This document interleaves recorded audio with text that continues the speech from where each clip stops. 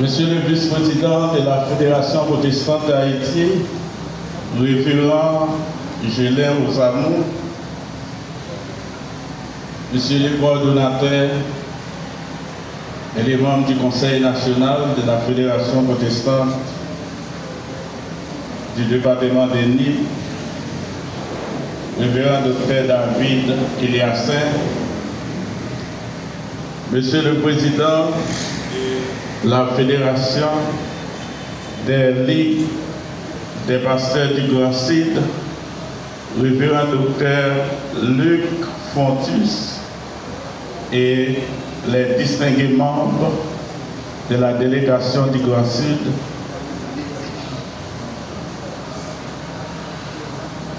Monsieur le président de la commission électorale, révérend Yves Senosa, et les distingués membres de la commission,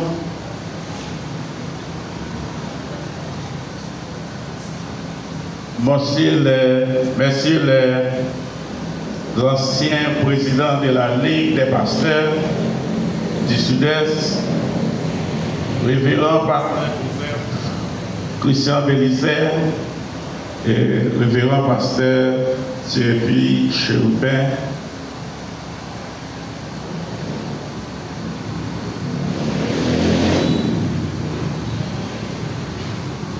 Mesdames, Messieurs les représentants des droits humains,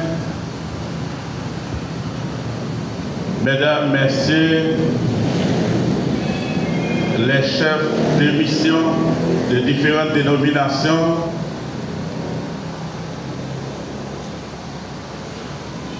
Messieurs le ministère des aumôniers et secours des humains, Mikacho,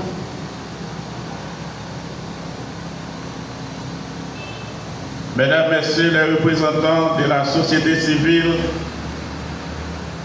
Mesdames, Messieurs les représentants des partis politiques, Mesdames, Messieurs les représentants des syndicats d'enseignants, Mesdames, Messieurs les représentants de la presse parlée, écrite, télévisée et en ligne,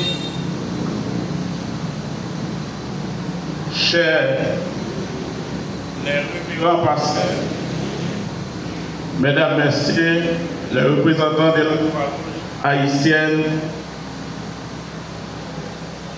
Mesdames, Messieurs, frères et sœurs bien-aimés, amis, mademoiselles et jeunes gens. Protocole, car les armes avec lesquelles nous combattons ne sont pas charnelles, mais elles sont puissantes. Par la vertu de Dieu pour renverser des forteresses. Frères et sœurs bien-aimés dans le Seigneur, je suis profondément ravi de votre présence à l'occasion de l'investiture du nouveau comité de la Ligue des pasteurs du Sud-Est.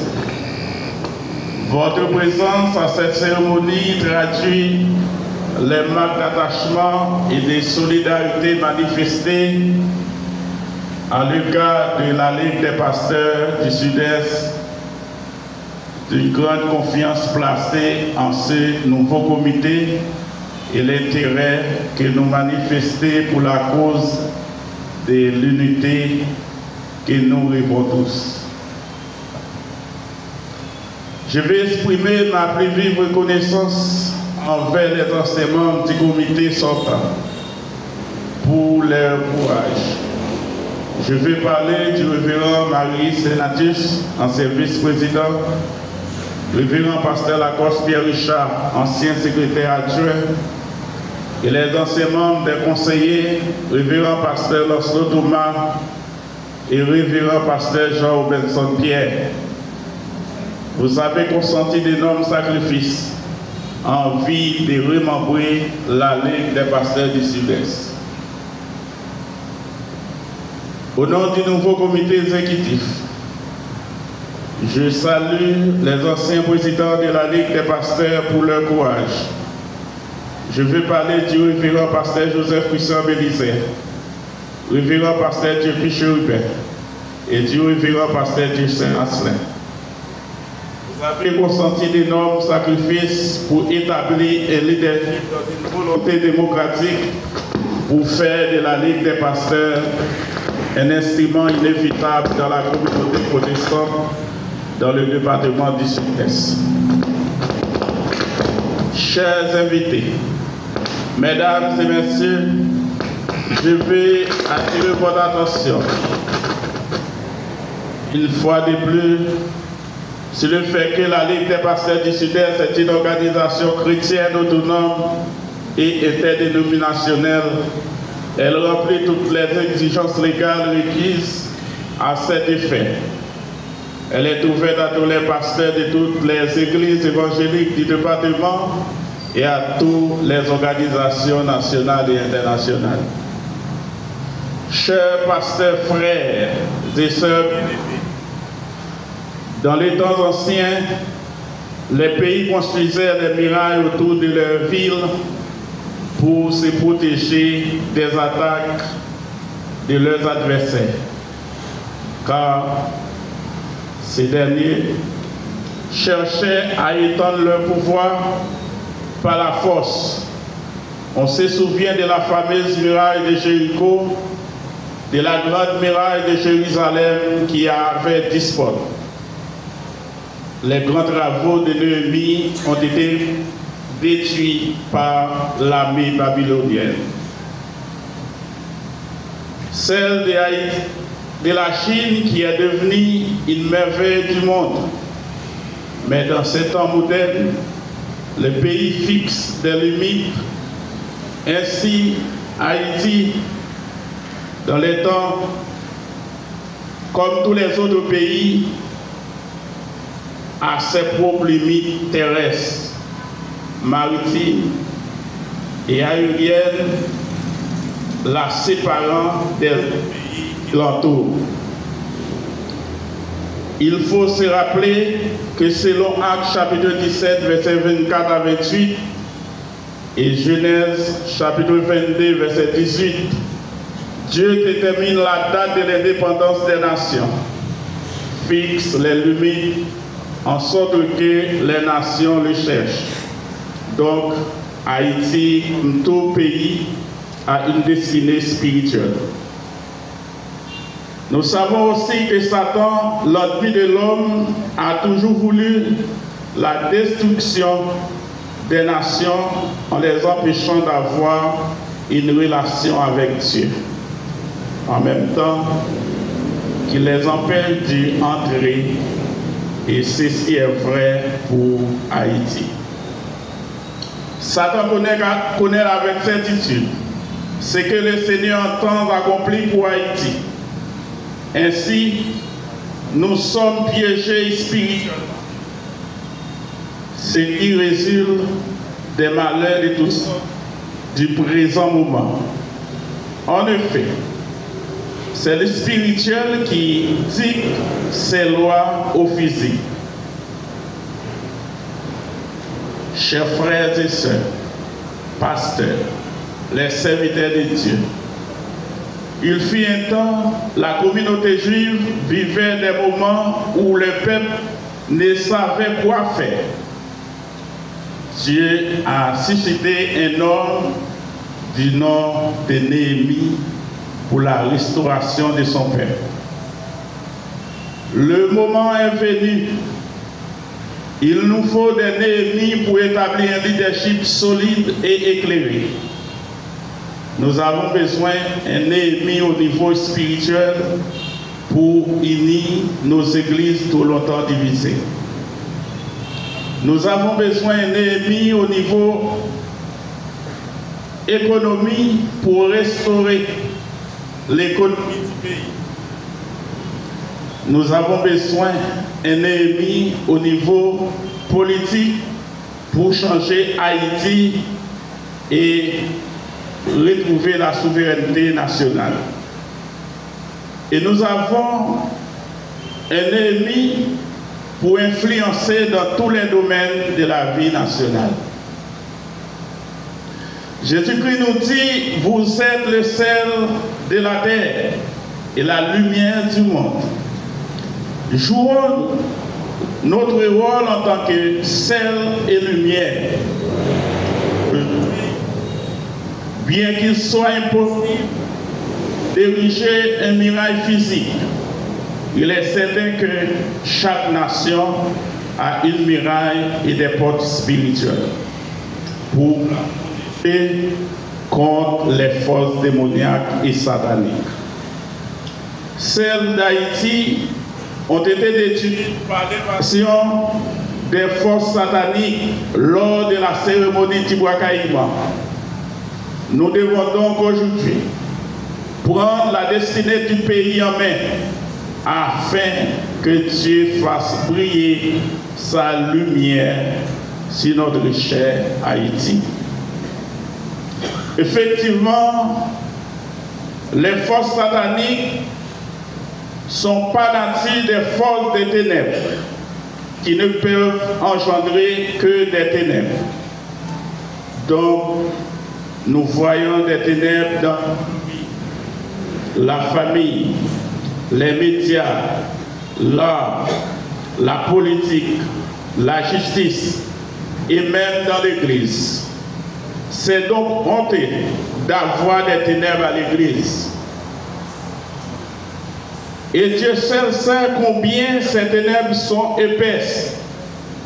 Pendant près de 221 ans, nous accouchons des couches des ténèbres de toutes sortes. Il devient impossible immédiatement d'en sortir. Pour aboutir à un véritable changement dans notre pays, nous devons dissiper ces monstres des ténèbres et reconstruire la muraille et les portes d'Haïti. Le problème de notre pays est d'ordre spirituel. La solution est une et unique. Un grand réveil de conscience nationale et spirituelle.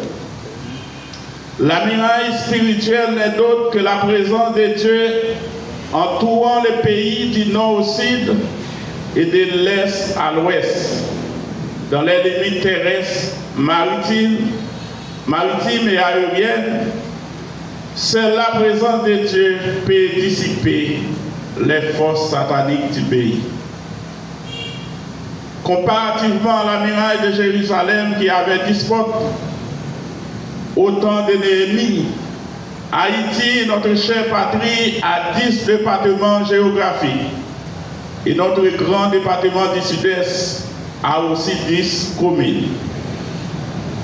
C'est pour vous dire que le nombre de 10 est un symbole de bonne gouvernance, de stabilité et de progrès.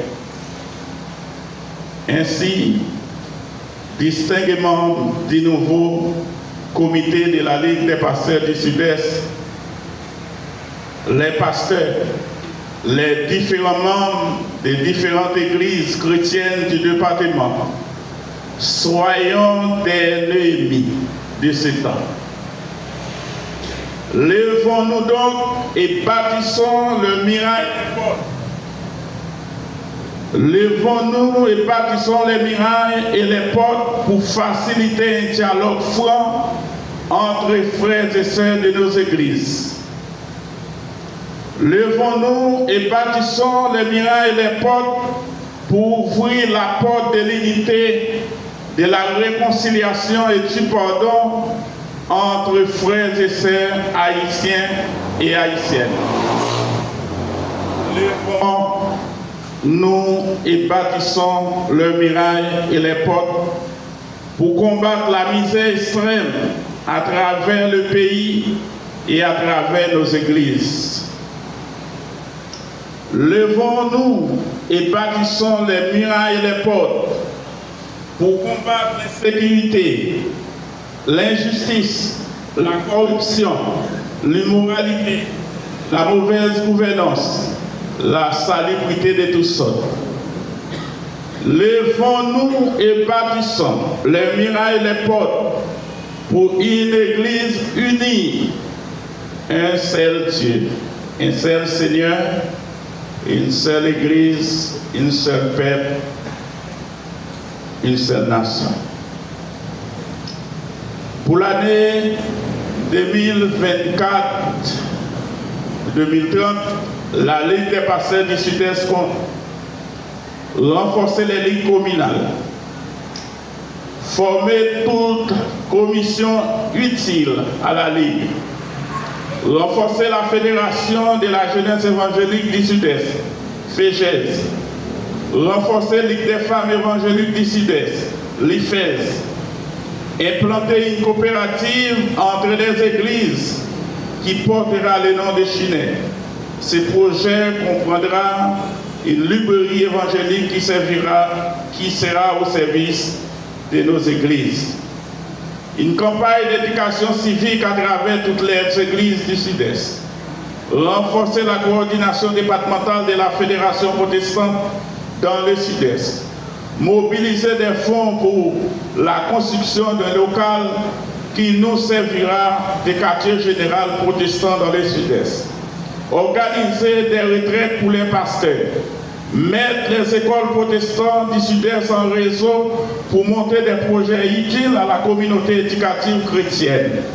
Implanter le ministère des pailles à travers des églises pour encourager les petites et moyennes entreprises. Organiser des conférences avec tous les leaders chrétiens dans toutes les communes du département en vue d'échanger d'ordre politique et la gouvernance du département du Sud-Est. Chers confrères, collègues et collaborateurs, la communauté protestante depuis longtemps n'a aucune vision commune. Il est donc temps de bannir au milieu de nous tout l'esprit de division, de clans, d'égoïsme, d'hypocrisie et de mesquinerie. Je vous rappelle, mes frères, que nous avons un seul Seigneur, une seule Église. Cela doit nous amener à une prise de conscience pour résoudre nos problèmes ainsi que ceux d'Haïti. Levons-nous et bâtissons la muraille et les portes, car nous sommes le sel de la terre, selon Matthieu chapitre 5, le verset 13. La lumière du monde, Matthieu chapitre 5, verset 14 à 16.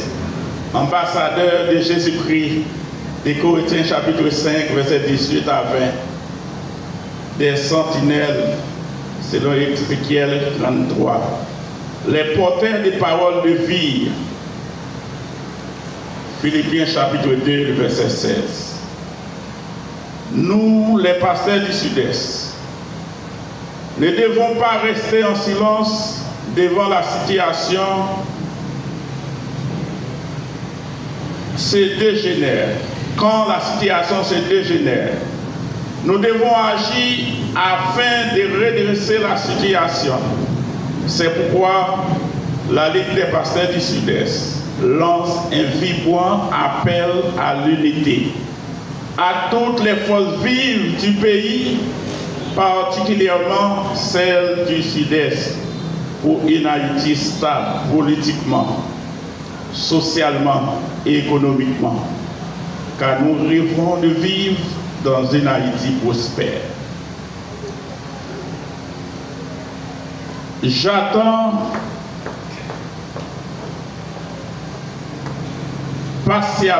impatiemment cette nouvelle Haïti que nous attendons tous. Elle sera possible lorsque nous nous révélons d'une nouvelle mentalité, une unité parfaite dans la communauté protestante.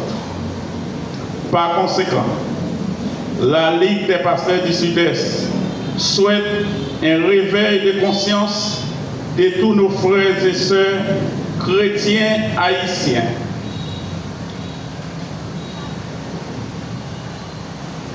Que nous travaillons ensemble pour que la paix règne sur le peuple de Dieu. Que la porte soit ouverte au dialogue pour sauver Haïti. Compromis et dépassement de soi sont les moyens les plus efficaces pour y arriver. À vous, chrétiens, pasteurs, l'évangile et Haïti. L'évangile et Haïti. Pas gain Haïti sans l'évangile, pas gain l'évangile sans Haïti.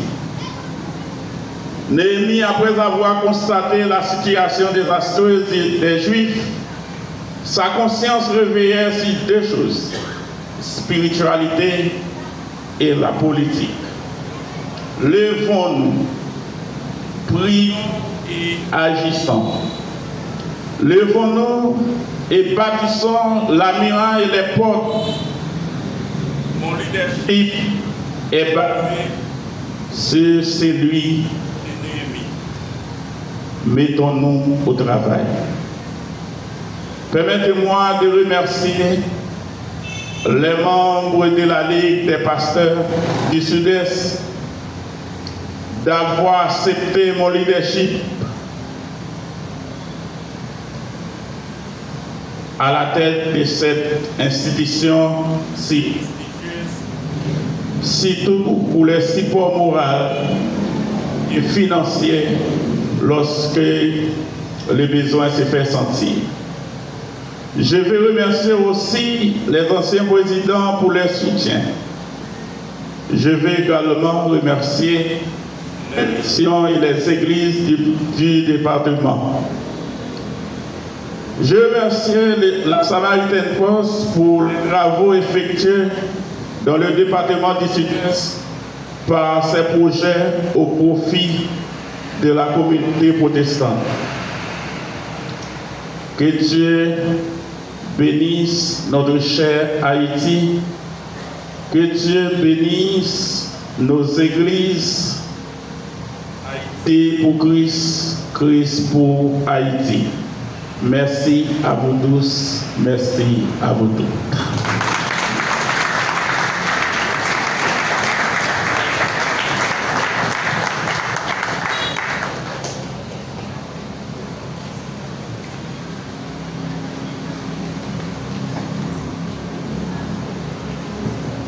Que Dieu bénisse notre cher Haïti, que Dieu bénisse nos églises.